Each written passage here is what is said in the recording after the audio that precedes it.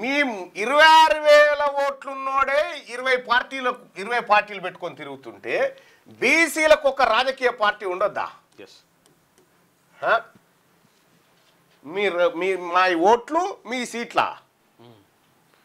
జూబ్లీల్స్ బరాబర్ బీసీల అడ్డా బూతుల వారిగా చెప్తాం. ముఖ్యమంత్రి గారు మీరు బూతుల వారిగా ప్రణాళిక.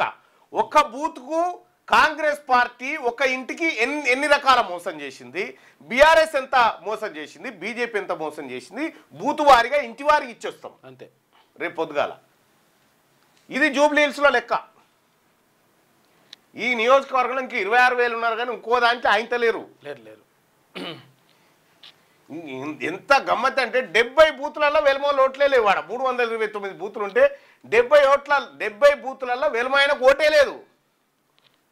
40 బూతులల్లా కమ్మోళ్ళకు లేవు. 18 బూతులల్లా రెడ్లకు 0. ఇది బూతుల కథ. మరి ఇవాళ రేపు ఎవరైనా ఇటాడు చేరిరేమో కానీ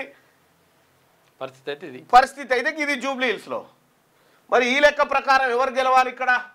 సరే దాన్ని రాజకీయ వ్యూహం ప్రకటిస్తాం కానీ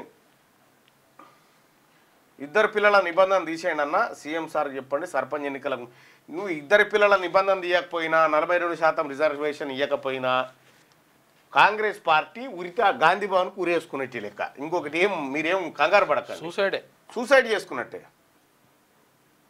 26,000కే 10% ఓసీలకు రిజర్వేషన్లు. అబ్బా భలే ఆలోచిస్తూ ఉన్నారు మీరు. ఇది కథ వాళ్ళది. యాదగిరి గారు బీసీలు తలుచుకుంటే వాళ్ళు జీవితంలో మళ్ళీ గెలవరు. ఇవాళ బీసీలమంతా ఒక్కటైనాం కాబట్టే, బీసీలమంతా ఒక వేదిక మీద ఆలోచిస్తున్నాం కాబట్టే ఇవాళ నామినేషన్ వేస్తేందుకు కూడా భయపడతా ఉన్నారు వాళ్ళు. నామినేషన్ వేస్తేందుకు కూడా మీరు చూడరు. రెడ్లు ఎవరు అడుగుతలేరు ఆ బీసీటీ ఏది ఆ జూబ్లీహిల్స్ టికెట్ చూడరు మీరు. ఎందుకు అడుగుతలేరు అంటే ఈ అమ్మ ఓడగొడతారా బీసీలంతా ఒకటైరా అనేటువంటి పరిస్థితి. మళ్ళా మీ నెంబర్ పెట్టాను చెప్పే 9866 నీది 970-170-3684. ఈ జూబ్లీహిల్స్ ఎలక్షన్లో నేనే ప్రచారంలోకి దిగుతా, నేనే మన బీసీ బిడ్డల తరఫున నిలబడతా. బీసీ సమాజం అంత వస్తుంది, అప్పుడు చూసుకుందాం ఖచ్చితంగా. ఎస్సీల ఓట్లు వద్దంటే ఎస్సీ మా సోదరులేనా, మా సోదర కులాలైనా కలిసి